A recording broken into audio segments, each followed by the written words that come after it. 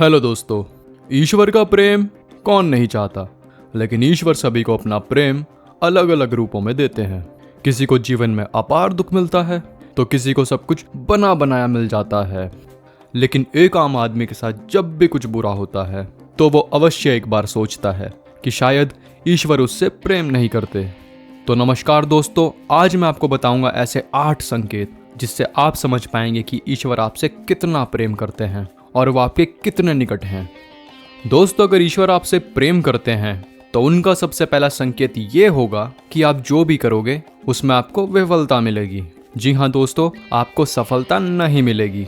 ये सुनकर आपको थोड़ा अजीब लगा होगा, परंतु ये सच्चाई है। आप हर चीज में अपना 100% दोगे, मेहनत करोगे, लेकिन आपको सफलता नहीं मिलेगी। और ये बार बार होगा जब तक कि आपकी आंखें नहीं खुल जाती।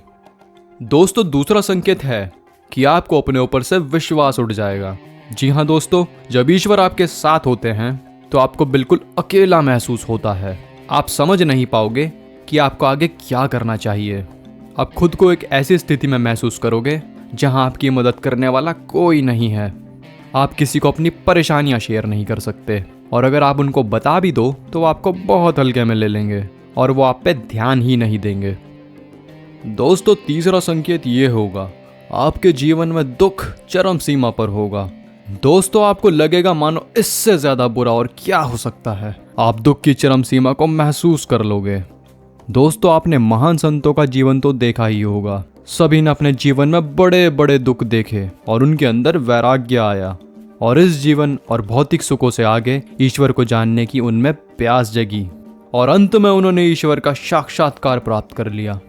दोस्तों, इन दुखों से इंसान टूट जाता है, लेकिन इन्हीं दुखों के कारण उसमें ईश्वर के प्रति प्रेम भी विकसित होता है। वो ये समझ जाता है कि संसार में सब कुछ स्थायी नहीं है, कुछ ऐसा भी है जो इस संसार से परे है, और वो शायद ईश्वर ही है। दोस्तों, ईश्वर सबसे पहले हमें हारना सिखाते हैं, क्योंकि जब तक हम हार को नहीं समझेंगे तब तक हम जीत को भी नहीं समझ सकते। दोस्तों, चौथा संकेत ये होगा कि आपकी सारी उम्मीदें टूट जाएंगी। आपके भीतर एक इंट्रोस्पेक्शन शुरू हो जाएगा, यानी आपके भीतर खोज शुरू हो जाएगी, जिससे आप खुद को ही परखोगे, अपनी कमियां और अपनी खामियों की जड़ तक पहुंचने की कोशिश करोगे। आपने जीवन में जो कुछ भी खोया है या जिसमें आप विफल हुए हो, आप उसका कारण ढूंढने की कोशिश करोगे और आप खुद से ही सवाल करोगे। दोस्तों, यही वो वक्त होता है जब आप खुद से और अपनी अंतरात्मा से जुड़ने लगते हो।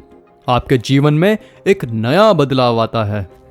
दोस्तों, पांचवा संकेत ये होगा कि आपके जीवन में और आपके कैरेक्टर में बदलाव आएगा। जब आप खुद से जुड़ने लगते हो तो आप खुद को और अपनी खामियों को भी समझने लगते हो। इसमें आप खुद को बदलना और खुद को तलाशना भी शुरू कर देते हो। आप पहले से अधिक शांत, स्थिर और चीजों को गहराई से देखने वाला बन जाते हो। दोस्तों, हम जब भी ईश्वर की राह में जाते हैं तो वह हमारे अंदर परिवर्तन लेकर आते हैं ताकि हम उनकी भाषा को समझ सकें। दोस्तों, जब तक हम ईश्वर के गुणों को नहीं समझेंगे तब तक हम ईश्वर और उनके प्रेम को भी नहीं समझ सकते। इसलिए ईश्वर हमारे अंदर बदलाव लेकर आते हैं ताकि उनकी भाषा को समझना आसान हो, चाहे वो दुख हो या फिर किसी भी जरिए। दोस्तों, छठा संकेत ये है कि आप किसी भी चीज में हार जीत का अनुभव नहीं करेंगे। दोस्तों, ये वो समय होगा जब आप बदल चुके होंगे। आपके अंदर एक बदलाव आ चुका होगा। अब आपका नजरिया जीवन के प्रति बदल गया है। बाहर घट रही कोई भी घटना का आप पे असर नहीं होगा। बाहरी संसार में होने वाली घटनाओं को आप एक नाटक की तरह देखेंगे, ना कि एक वास्तविकता के रूप में। आपके अंदर एक साक्षी भाव आ जाएगा। आपके लिए सब कुछ संसार महज एक नाटक होगा, इससे ज्यादा और कुछ भी नहीं।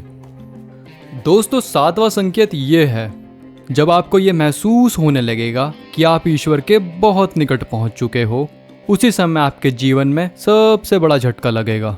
दोस्तों, ये ईश्वर की सबसे कड़ी परीक्षा होती है। यहाँ आपके विश्वास, बुद्धि और हर चीज की परीक्षा होगी। जो कुछ भी आपने अभी तक अपनी यात्रा और साधना के द्वारा सीखा है, इस वक्त आपके जीवन में ऐसी परेशानियां या दुख या फिर सुख सुविधाएं आ जाएंगी कि आपको वाकई में लगेगा कि ईश्वर तो कुछ भी नहीं, ये सिर्फ एक छलावा है।